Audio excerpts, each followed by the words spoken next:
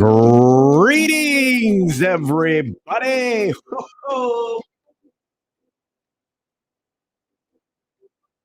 TGIF. That's right. It is Friday, and I'm pretty stoked. Hopefully, you are as well. Got lots to get through, 15 stories in all today. And we've got a lot of good stuff to talk about and a new member. So let's start saying hi to each and every one of you. Well, first, Rod Thunderheart is in the house as a new member of the gold level. Thank you for that, my friend. And greetings. We've got Captain Fandom Nerd in the house. We've got Dragon Master 360 in the house. We've got a Liger fan in the house. We've got Olaf Von S here as well. We've also got Judah Khan hanging out with us today. We've got, of course, Sean Estep. We've got D. Bud Martin. We've got, let's see, Sean Estep, I think I already said hi to. Good to see you. And, of course, Hank VP is in the house as well. So we have the folks rolling in. Looks like we've added another member to the roster. Goodness. I can't wait to get down to that one. We've got Catsith in the house saying, hello. Hello, indeed. Let's see. Dr. Dragon is here, of course. We've got a few other folks sneaking in. I think I said hi to D-Bud. We've got Cody Guy. What's up, Cody Guy? We've got Snort of Poop is Huber. What is up, my friend? Good to see you. Let's see. Oh, the lovely Sherry is here, of course. It looks like some other folks who snuck in the door, like Lord Thoth. Good to see you. One of the mighty wrenches here on the channel. And thank you to all the wrenches for all the work that you do. We've got Theme Park Casual here, as well as that 70s rock fan.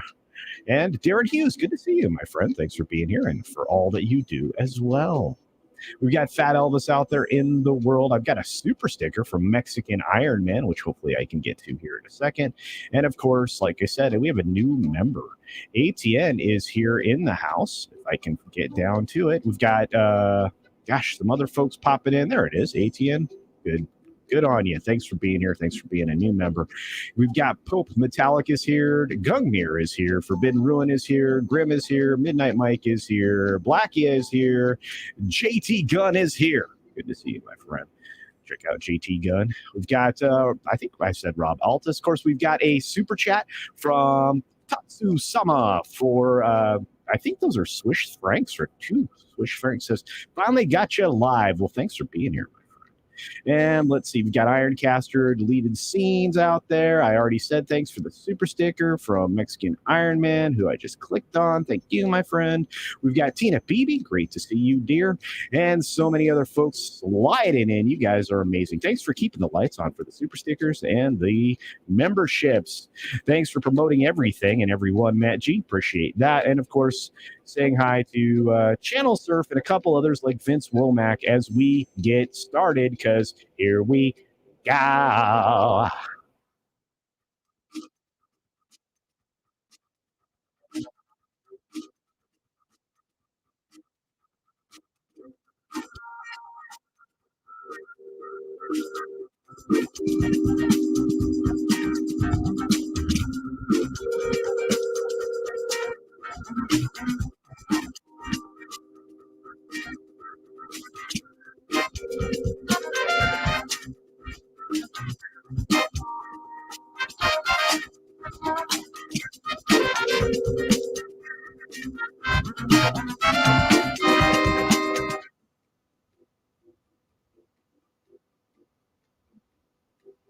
Good morning, good afternoon, good evening, or good night, wherever you are and whenever you're watching. Thanks for checking out the 6 Minute Daily. We start with a story on the screen today because we have 15 to get through. And I guess I'm sounding a bit robotic, which I apologize for. I can't correct that in this short period of time, so I apologize. Hopefully it corrected itself. Audio seems to be fluctuating. That's also not bueno. But I know this much. Wheel of Time is renewed for season 3 for some reason, before season 2 is even out in the world. And that's kind of a bummer because it's telling you that no matter if people like this thing or not, they're still going to make more of it, which is a bad sign for Lord of the Rings, the Rings of Power. We're going to get stuck with that show being terrible the entire time. Anyway, this one's going to bother me, and all that's going to bother me. Am I still robotic? I don't know how to fix it, guys. We got Twitter posting Q2 earnings. They're saying it's Elon's fault. Well, and advertising problems, all the other things. It's not great. Not great, to tell you the truth. It looks pretty bad for Twitter. But they are really trying to hold Elon Musk accountable. I don't know how this is going to turn out. I do know Elon's case is moving forward. It will be decided here before the end of the year, and he'll either own Twitter or he won't. And they will either compel the sale or they won't. Although I don't know that they can really compel specific performance. That's a conversation for another day.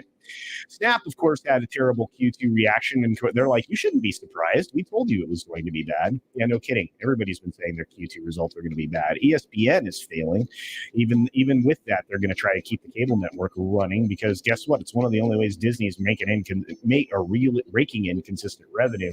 And we'll see how long this model lasts for Disney, at least with sports. Ricky Martin's nephew withdraws his harassment and his claims of inappropriate behavior. So the case was dismissed. So those allegations, well, they either didn't have any substance or something happened behind the scenes. National Treasure, the edge of history. That's right. Disney's going to pollute another property, a franchise property that we all know and love. That's not great. Not great at all.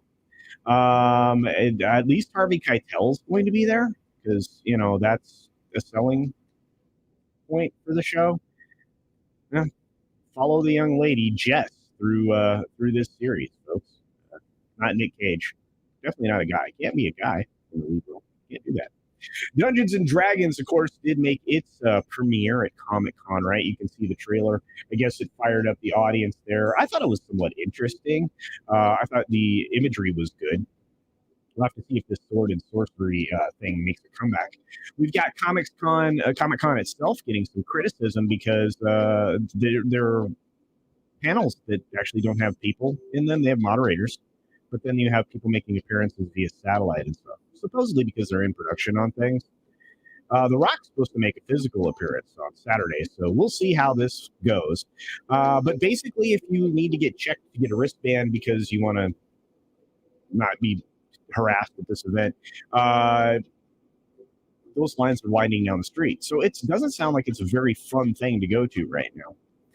Nope is looking at $6.4 million in Thursday night previews. That's interesting. That's underperforming, in my opinion. But, it is a horror film-ish kind of a thing, I believe. I mean, it's from Jordan Peele. 6.4 million is kind of low. I'm not sure this is going to hit that number that they think it's going to hit for its opening weekend. Look, Channel 4 privatization is something that has had the wheels turning on it for a long time. The powers that be in the TV industry don't want it to happen. The two people that are up for the replacement position that was recently vacated by Boris seem to be behind privatization still. And the TV industry hates that because then it'll show that if you take something out of the private sector and make it have to perform, you're going to get a lot more quality stuff and a lot less preachy stuff. It's one of the factors there. We got UK adults turning to TikTok for their news. Wow. And regulator report reveals other users are becoming primary news source for many. Yeah, because we can't trust the news media because it's corrupted with the government. And the government's corrupted from within. I mean, those are commentary opinions on my part.